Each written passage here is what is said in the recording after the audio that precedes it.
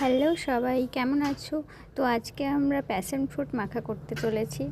দেখো তো কিভাবে করি। প্যাশন ফ্রুটের মাথাটা ছোট ছোট করে গোল গোল করে কেটে নেব, আর নিয়ে নেব একটুখানি লবণ, একটুখানি চিনি, একটুখানি লঙ্কার গুঁড়ো।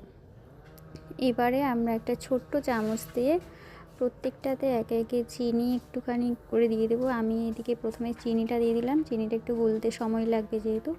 তারপরে একে একে করে একটুখানি লবণ, একটুখানি লঙ্কার গুঁড়ো, এগুলো দিয়ে আস্তে আস্তে করে একটা ছোট্ট চামচ দিয়ে মেখে নিলাম। তারপরে এবার আমি এটা একটুখানি টেস্ট করে দেখবো যে কেমন লাগে।